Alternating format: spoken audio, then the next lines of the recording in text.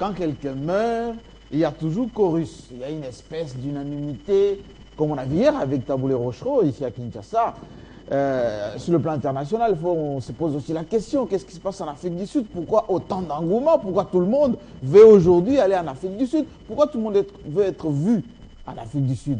Oui, dans la vie, il n'y a pas d'amitié, il n'y a que des intérêts. Dans le monde des États, dans la géostratégie mondiale, il y a toujours des intérêts. Les chefs d'État qui sont partis en Afrique du Sud, chacun a son intérêt. Pourquoi? Parce que Mandela, d'abord pour les Africains, c'est celui qui est un peu le symbole de la lutte contre l'oppression de Blancs. Il faut le dire, l'oppression de Blancs en Afrique du Sud. Ces Anglais qui sont venus exploiter les richesses, les terres, mais aussi la politique d'Afrique du Sud.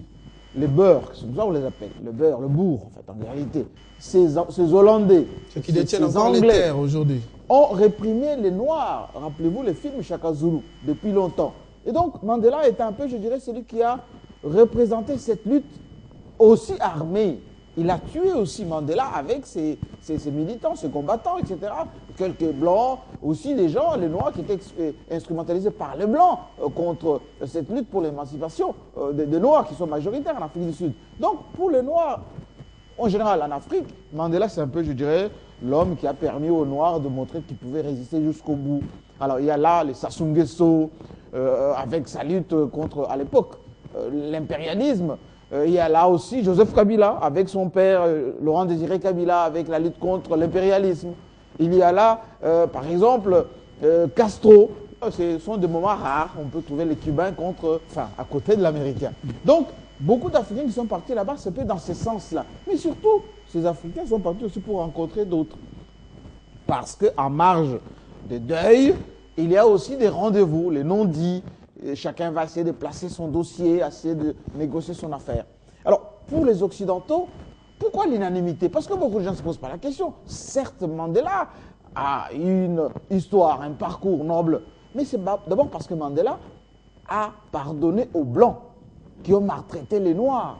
Mandela a protégé les Blancs contre la majorité noire. À la sortie de Mandela, ce n'était pas facile de prison. L'Afrique a failli éclater. Mais Mandela a préféré d'abord protéger la majorité blanche qui contrôlait l'économie d'Afrique du Sud jusqu'à aujourd'hui. L'économie d'Afrique du Sud est contrôlée par la majorité blanche. Donc il y a encore beaucoup de Noirs qui sont pauvres, qui souffrent à Soweto, dans des petites villes, etc.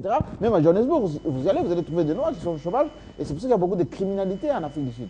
Donc, pour le blanc, Mandela, c'est le symbole de la protection, celui qui n'a pas voulu se venger contre le blanc. C'est pour ça que vous allez aux États-Unis, vous allez en France, vous allez dans beaucoup de pays. On dit voilà, voici un noir qui est plutôt bien, qui a préféré ne pas se venger contre l'oppression. Parce que durant la traite négrière, beaucoup de noirs qui voulaient se venger contre l'oppression des blancs, eh bien, ces noirs-là ont été brimés. Cheikh Anta Diop, les autres, etc., le Lumumba. Voilà. Et il n'y a pas d'unanimité comme ça. Alors, pour les Africains, Sud-Africains, blancs, Mandela, c'est l'homme qui les a aussi protégés contre ceux qui devaient se venger contre eux. Regardez ce qui s'est passé au Zimbabwe avec Mugabe. Mugabe a voulu redistribuer les terres, a voulu que les blancs se retrouvent, et les noirs aussi. Mais vous avez vu comment Mugabe a été, comment il dirait, diabolisé au niveau mondial? Pourtant, il voulait tout simplement la justice. Il voulait tout simplement que la majorité des Zimbabwéens puissent, oui, bénéficier un tout petit peu de ça n'a pas fonctionné, la réforme agraire de Mugabe. Donc, c'est pour vous dire que l'unanimité, oui, c'est un bon combat de Mandela, mais les intérêts prennent souvent le dessus. Et vous allez voir qu'aujourd'hui, en Afrique du Sud, tout le monde va sortir sa petite larme, tout le monde va essayer de montrer qu'il est là pour la bonne cause de l'homme mondial, du Gandhi sud-africain. Oui, Mandela est parti, certes. Maintenant, la grande question, c'est que comment l'Afrique du Sud va s'en sortir? Parce qu'aujourd'hui, l'ANC, le parti de Mandela, est en miettes. On a pardonné à Mandela toutes les fautes.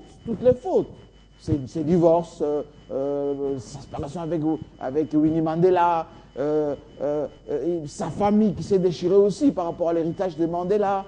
Tout ceci, on lui a pardonné parce qu'il représentait le symbole de la défense des Blancs, de la majorité des Blancs contre les Noirs. Donc aujourd'hui, Mandela, c'est un peu le dénominateur commun. Quid de demain? Parce que Zuma est en train de finir son mandat. Les Thabo Mbeki, les autres, sont en train peut-être de lorgner sur le grand parti, l'ANC. On verra dans quelques mois ce que ça va donner en Afrique du Sud.